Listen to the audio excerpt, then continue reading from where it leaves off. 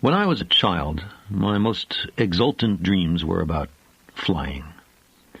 Not in some machine, but all by myself.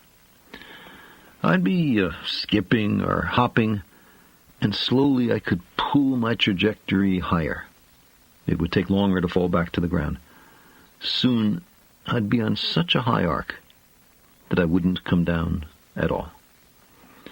I would alight like a gargoyle in a niche near the pinnacle of a skyscraper. Or I'd gently settle down on a cloud. In the dream, which I must have had in its many variations at least 100 times, achieving flight required a certain cast of mind. It's impossible to describe it in words, but I can remember what it was like to this day. You did something inside your head and at the pit of your stomach, and then you could lift yourself up by an effort of will alone, your limbs hanging limply. Off you'd soar. I know many people have had similar dreams. Maybe most people. Maybe everyone. Perhaps it goes back 10 million years or more, when our ancestors were gracefully flinging themselves from branch to branch in the primeval forest.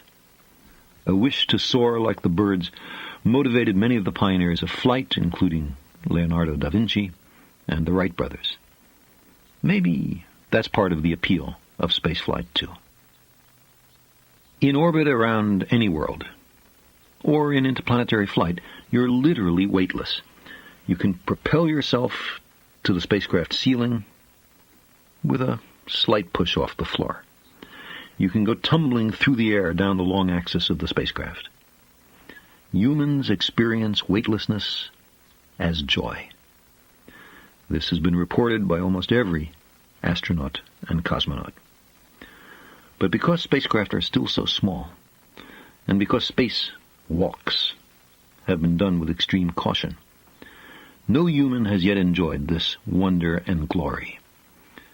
Propelling yourself by an almost imperceptible push, with no machinery driving you, untethered, eventually with no spacecraft in sight, high up into the sky, into the blackness of interplanetary